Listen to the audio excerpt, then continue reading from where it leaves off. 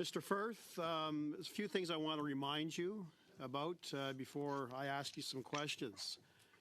With respect to parliamentary privilege, which every member enjoys in this committee, it's a contempt of Parliament, sir, to mislead this committee by giving a false statement or false evidence, to refuse, unless related to cabinet confidence, to answer any questions, or to fail to produce documents that this committee might require someone to produce. So although you are not sworn on a holy book, this parliamentary privilege binds your conscience and binds your responses to always provide us with the truth. Do you understand that, sir? Mr. Firth, do you understand that? Yes, I do.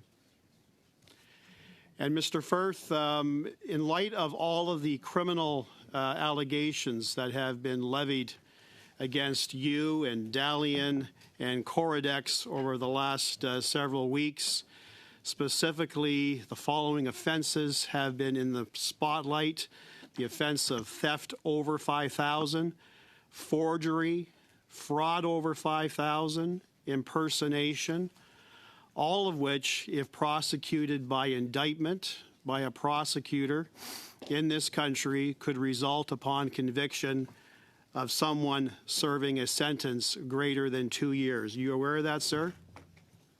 Yes, I am. And under this cloud of serious and significant criminal suspicion, have you retained legal counsel? Yes, I have. And has legal counsel, without me asking what legal counsel has informed you, has legal counsel impressed upon you the importance of telling the truth? Yes, they have. Has legal counsel instructed you not to answer certain questions? No, they have not. Thank you. One area that you have been presented with, sir, that gives me great discomfort as a parliamentarian is the issue regarding resumes.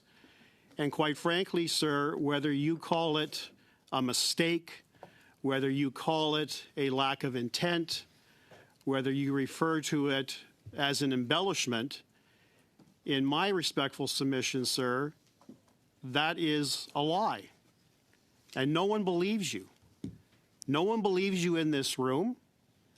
We have national reporters in this room, and I doubt very much that they believe you, because your story is so fantastic, it's simply worthy of unbelief.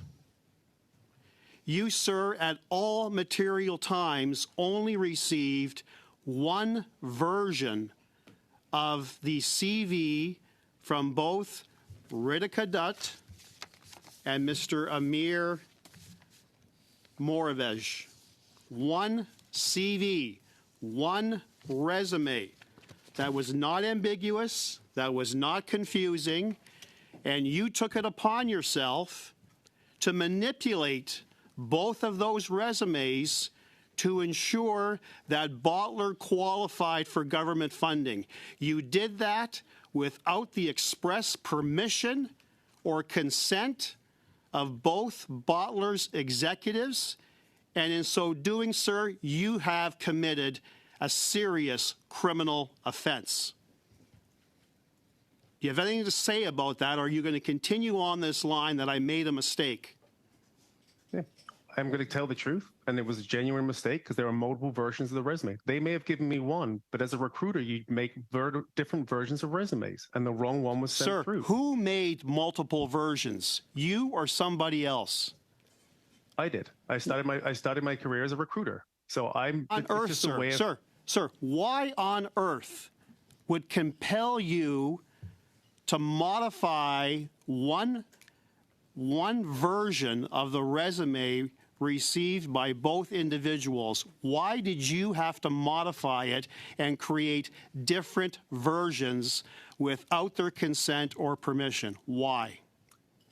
Because accompanying every resume going to the federal government is a matrix, an evaluation matrix. That is a score that you get to be compliant, to be a certain category on the contract. lied to resume. ensure that they qualified. You embellished. I'm afraid You that is- manipulated the Gentlemen, facts. I'm afraid that is our time. You can continue on the next round. Mr. Brock, for 5 minutes, please. Thank you, Chair. Mr. Firth, I'm sure that the millions of Canadians who either are watching this or will learn about this in the press or seek out the transcript of this particular meeting will be very, very grateful that the RCMP has access to this particular evidence. What I can understand is why you would take active steps in misleading this particular committee and Canadians with respect to your role as it relates to fraud and forgery with respect to modifying without permission and consent these transcripts, but the resumes to the government.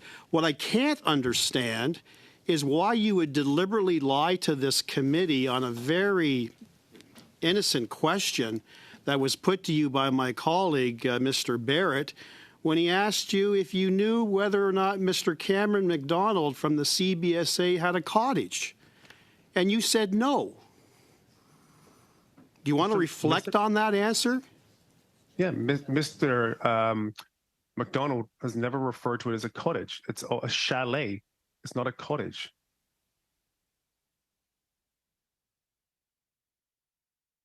For that clarification, Mr. Firth. Are you kidding me?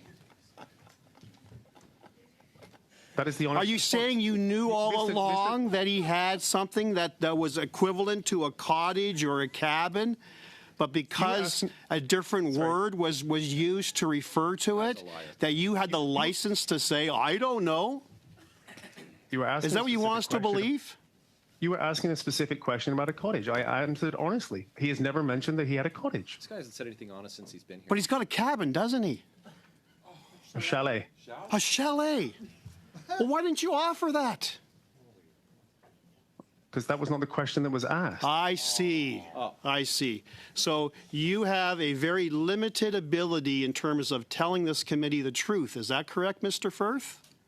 No, I'm answering Because the questions RCMP is correctly. going to have a field day when they come to interview you. That's right.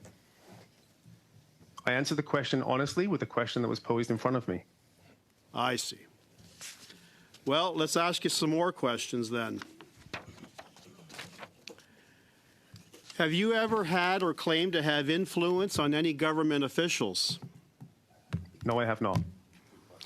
Do you remember, sir, some of the allegations that you have probably read about by Bottler, that they've actually taped conversations with you?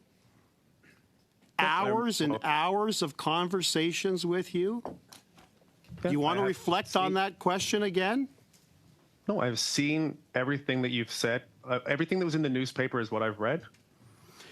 Well, sir, I'll remind you what you said on audio tape that has been recorded. You told Bottler during the very first call on November the 8th, 2019, these are your words, quote, so we have essentially the ear of the president right now of CBSA, which is, I guess, really the equivalent of the minister or like the deputy minister, and my client who is leading, he's a very high executive responsible for innovation, cloud, end of quote. Another quote, for the next step of getting the proposal over to the president because this will land on his desk 100% like this is going, you know, above the ADM level.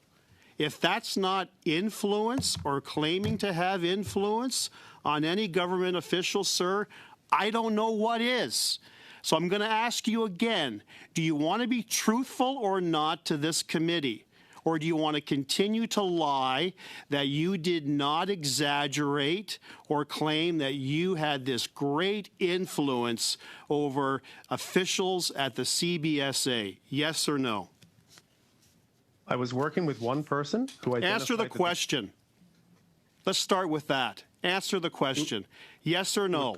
Do you agree that this is your words that you uttered to Bottler on November 8th, 2019, bragging about your influence on government officials? Do you accept that or not? Yes or no? Yes. Thank you. Thanks very much.